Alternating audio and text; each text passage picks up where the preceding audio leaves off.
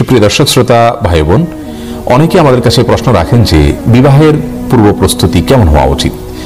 একজন বিবাহেচ্ছুক মানুষ যদি সঠিকভাবে বিবাহের পূর্ব প্রস্তুতি নেন, আশা করা যায় আল্লাহ রাব্বুল আলামিন তাকে সুখী এবং শান্তিপূর্ণ দাম্পত্য জীবন উপহার দিবেন।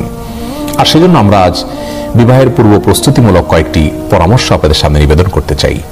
বিবাহের জন্য বিবাহেচ্ছুক মানুষের সবচেয়ে বড় এবং প্রথম প্রস্তুতির বিষয় হলো নিজেকে মুত্তাকি, পরহেজগার, পাপের কাজ এবং আল্লাহর ইবাদতের কাছ থেকে দূরে থাকার মতো মানুষ হিসেবে গড়ে তুলতে হবে। আমরা সবাই চাই আমাদের জীবন সঙ্গিনী যিনি আসবেন তিনি যেন ফেরেশতার মতো একজন ভালো মানুষ হন। আমরা যদি তাই চাই তাহলে নিজেদেরকে সর্বাগ্রে ভালো মানুষ হিসেবে গড়ে তুলতে হবে। কারণ আল্লাহ রাব্বুল আলামিনের সাধারণ নিয়ম হলো যে ভালো মানুষের সঙ্গে আল্লাহ রাব্বুল আলামিন ভালো মানুষ মিলিয়ে দেন। যদিও ব্যতিক্রম বিচ্ছিন্ন ঘটনা অনেক সময় ঘটে, আল্লাহ তাআলা অনেক সময় পরীক্ষার জন্য সেটি করে থাকেন বা অন্য উদ্দেশ্যে আল্লাহ তাআলা করে থাকেন। যেমন আমরা দেখেছি যে ফেরাউনের মতো খারাপ মানুষের ঘরে আসিয়ার মতো ভালো মানুষ আল্লাহ দান করেছেন। আবার নূহ এবং লূত আলাইহিসসালামের মতো ভালো মানুষদের ঘরে খারাপ এবং অবাধ্য স্ত্রীও আল্লাহ তাআলা দিয়েছেন। অতএব কেউ নিজে খারাপ হলে তার জীবন সঙ্গিনী অবশ্যই খারাপই হবেন, এরকম সহজ সমীকরণ যেন না করেন, এমনটি যেন মনে না করেন। তবে সাধারণ অবস্থায় আমি ভালো হওয়ার চেষ্টা করব, সেক্ষেত্রে আল্লাহ একজন ভালো জীবন সঙ্গিনী আমাকে দিবেন, সে আশা আমি জোরালোভাবে করতে পারি। বিবাহের পূর্ব প্রস্তুতির অংশ হিসাবে আমাদেরকে দ্বিতীয় যে কাজটি করতে হবে তা হলো আল্লাহর কাছে সাধারণ অবস্থাতে সাধারণভাবে দোয়া করতে হবে। আল্লাহ তাআলা যেন আমাদেরকে ভালো জীবন সঙ্গিনী দান করেন, জীবন সঙ্গী দান করেন।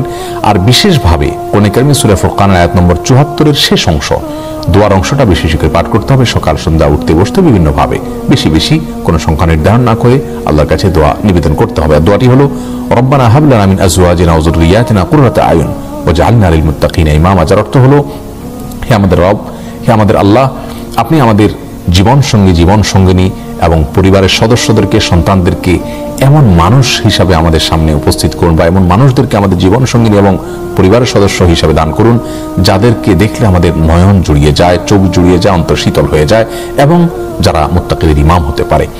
অত্যন্ত অর্থবহ চমৎকার একটি দোয়া, এটি বিশেষ করে পাঠ করা যেতে পারে ভালো জীবন সঙ্গিনী পাওয়ার জন্য। এটি বিবাহের পূর্ব প্রস্তুতির অত্যন্ত গুরুত্বপূর্ণ একটি অংশ।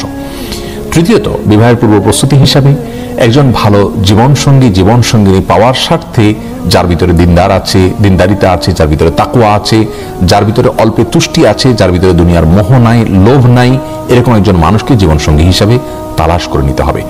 আজকাল আমরা প্রত্যেকটা মানুষ, নারী হোক পুরুষ হোক, বিবাহের ক্ষেত্রে আমরা চেষ্টা করি, ছেলেরা চান শুধুমাত্র রূপ এবং লাবণ্য যেন থাকে, সে বিষয়টিকে প্রাধান্য দেন। আবার মেয়েরা দেখা যায় যে পুরুষদের অর্থকড়িকে সবচেয়ে বেশি গুরুত্বের সাথে দেখেন।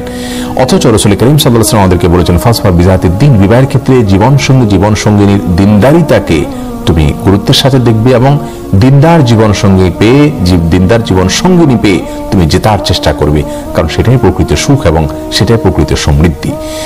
অতএব জীবন সঙ্গীর ক্ষেত্রে সবচেয়ে গুরুত্বপূর্ণ বিষয় হলো তার ভিতরে দুনিয়ার মোহ থাকবে না, দুনিয়ার লোভ থাকবে না। তাহলে ইনশাআল্লাহ অনেক অনাচারের পথ, অনেক চাওয়া পাওয়ার পথ এমনিতে রুদ্ধ হয়ে যাবে। বিবাহের চতুর্থ যে প্রস্তুতির কথা বলবো তা হলো জীবন সঙ্গিনী নিজের জীবনের পার্টনার যিনি হবেন তার অধিকার সম্পর্কে আগে থেকে জেনে নিতে হবে। এটি বিবাহের প্রস্তুতির অংশ। অনেক সময় দেখা যায় যে দাম্পত্য জীবনে এসে নারী পুরুষ একে অন্যের অধিকার খর্ব করেন, ক্ষুণ্ণ করেন, নিজের অযান্ত্রিক অধিকার নষ্ট করছেন, এবং যার ফলে দাম্পত্য জীবনে অশান্তি হয়ে যায়। এজন্য বিবাহের আগে থেকে আপনার জীবন সঙ্গিনীর কি কি অধিকার আল্লাহ তাআলা দিয়েছেন, কোরআন হাদিস দিয়েছে, সেগুলোকে অত্যন্ত ভালোভাবে রপ্ত করে নিতে হবে। বিবাহের ৫ নম্বর প্রস্তুতি হলো ছেলেরা হালাল উপার্জনের চেষ্টা করবেন, কারণ বিবাহের পরে তার স্ত্রী এবং পরিবারের ব্যয়ভার বহন করা ইসলাম শরীয়ত তার জন্য আবশ্যক করেছে। যিনি স্ত্রী এবং পরিবারের ন্যূনতম ব্যয়ভার বহন করার ক্ষমতা রাখেন না, ইসলাম শরীয়ত তাকে বিবাহের নির্দেশ দেয় না, বরং তাকে বিবাহের বিকল্প হিসাবে সিয়াম বা রোজা রাখার পরামর্শ দেয়।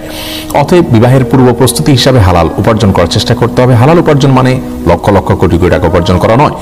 আপনি যদি অল্পে তুষ্ট থাকবেন, দুনিয়ার প্রতি মোহ নয়, এমন জীবন সঙ্গিনী আপনি নেওয়ার বিষয়ে সিদ্ধান্ত নিয়ে থাকেন, তখন সেক্ষেত্রে আপনার হালাল উপার্জনের ডেফিনিশন অত্যন্ত সংক্ষিপ্ত হবে।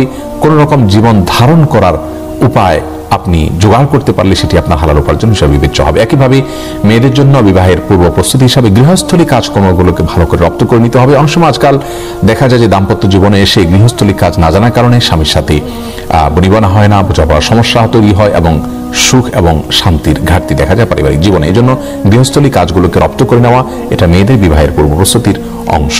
6 নম্বর প্রস্তুতি হলো বিবাহের আগে থেকে তালাকের মাসাইলগুলো ভালো করে জেনে নিতে হবে। কি পদ্ধতিতে তালাক দেওয়া জায়েজ, কোনভাবে তালাক দেওয়া নিষিদ্ধ, কোন সময় তালাক দেওয়া যায়, কোন সময় তালাক দেওয়া যায় না, তালাকের কথা বলার আগে কতটা সাবধানতা অবলম্বন করতে হয়, তালাক কত স্পর্শকাতর বিষয়, এই বিষয়গুলোকে আগে থেকে জেনে নিতে হবে।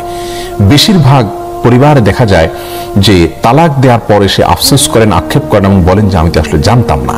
এই জন্য বিবাহের আগে থেকেই তালাকের মাসআলাগুলো জেনে নেওয়া, জেনে রাখা এটা দোষণীয় নয়, বরং এটি ভালো বিষয় এবং এটি বিবাহের অত্যন্ত গুরুত্বপূর্ণ একটি প্রস্তুতি বলে আমরা মনে করি।